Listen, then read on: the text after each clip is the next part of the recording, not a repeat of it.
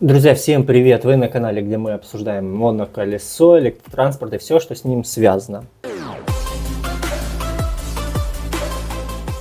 Вчера на машине поменял резину зимнюю на летнюю.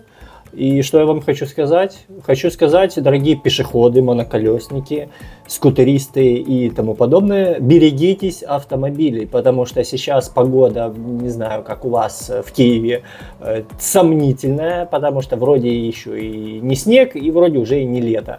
И как раз те автомобилисты, которые еще не поменяли резину, они как раз для вас и несут некоторую опасность, потому что тормозной путь, будь то утром или вечером, да и даже днем, если это низкая температура, увеличивается. И вы как пешеход или моноколесник, который точно так же переходит с колесом пешочком, может быть подвержен опасности от таких вот водителей, которые еще не доехали до шиномонтажа. А сегодня у нас на повестке дня разбор полетов. Сказать про электроскутер нет, потому что в этом видео прекрасно все. Коротенькое видео. Я его рассматриваю больше, наверное, как развлекательное. Но на самом деле тут все печально. Сейчас поймете почему. Вроде бы как обычный перекресток, вроде бы как есть светофоры, есть зебра, есть люди, есть автомобили, есть стоп-линии, есть разметка, все четко. Но что-то пошло не так, и вопрос к вам после просмотра этого ролика, долго не думая, просто напишите в комментах, а сколько вы насчитали нарушений в этом коротеньком видеоролике.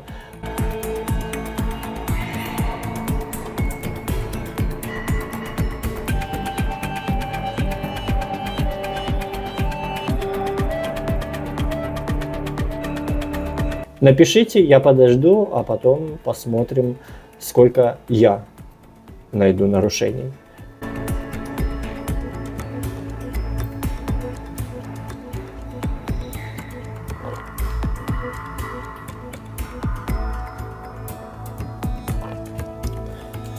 Написали?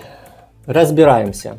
10 секунд длится видеоролик, но количество нарушений поражает любое воображение. Тут, наверное, клондайк для полиции. Самая первая секунда. Автомобили, которые стоят в верхней части кадра, они уже находятся на перекрестке. Кто не знает, что такое перекресток, загуглите и почитайте. Они находятся за зеброй, за стоп-линией, за светофором. Они стоят на перекрестке. Заезжать на перекресток, когда уже красный сигнал светофора, запрещено. Поэтому водитель должен рассчитать и как минимум быть до стоп-линии, прежде чем включится красный свет светофора. Именно вот из-за таких чудо-водителей во всех городах образуются пробки, когда они ломятся на перекресток. Выезжающие слева, соответственно, не могут через них проехать, но это не про этот случай, а всецело. И все начинается вакханалия. Значит, первое, это те 3 автомобиля. Второе, автомобиль, который вроде бы как остановился перед зеброй, перед красным сигналом светофора, но он заехал за стоп-линию. То есть, по сути, если бы рядом стояла полицейская машина, я не говорю про Европу, про Америки, то они вполне законно могли бы его оштрафовать за заезд за стоп-линию. То есть даже если бы он на полметра заехал, он бы мог получить штраф. Про третье могут возникнуть разногласия. Буду рад услышать ваше мнение опять же по этому поводу. Это самокатчик, который передвигается сидя на самокате, а не ведя его рядом с собой по зебре. Является ли самокат транспортным средством? Не является. Должен он вести рядом с собой? Должен он нести его над головой? Мнения расходятся. По крайней мере, в Украине ни моноколесо, ни самокат, электросамокат еще не является транспортным средством. И эти пункты правил не внесены в ПДД, соответственно, штрафовать за это нельзя. Но в целях безопасности рекомендую, как автомобилист, как моноколесник, переходить на самокате, ведя его рядом с собой, или на моноколесе через зебру, даже если у вас зеленый, а у автомобиля красный. Четвертое. Это, собственно, тот автомобиль, серый, белый или бело-грязный автомобиль, который, как мы видим, движется по встречке. Он движется по встречке, потому что он находится слева от двойной сплошной линии. Пятое нарушение, опять же, этим же автомобилем в том, что кроме того, что он движется по встречке, он еще проезжает на красный сигнал светофора. Пятое. У этого автомобиля сразу два нарушения. Шестой пункт, шестое нарушение в этом видео, в 10-секундном, напомню, видео, это девушка, бабушка, женщина, не знаю, с кулечком, которая идет, ну, видимо, она решила срезать, она, возможно, не успевает в те секунды перейти дорогу, и она наискосок бежит, переходит дорогу не по зебре. Нарушение? Нарушение.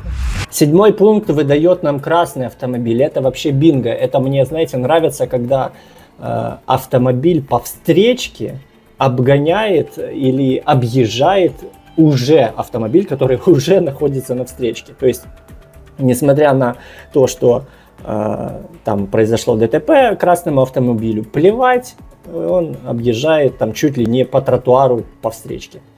Это седьмой пункт. Восьмой пункт. Красный автомобиль, опять же, кроме того, что он проехал по встречке, он еще проехал на красный сигнал светофора, как мы видим. Восьмой пункт. Девятый пункт. Могу ошибаться, но что-то мне подсказывает, что нет. Девятый пункт – это пешеходы в дальнем правом верхнем угле.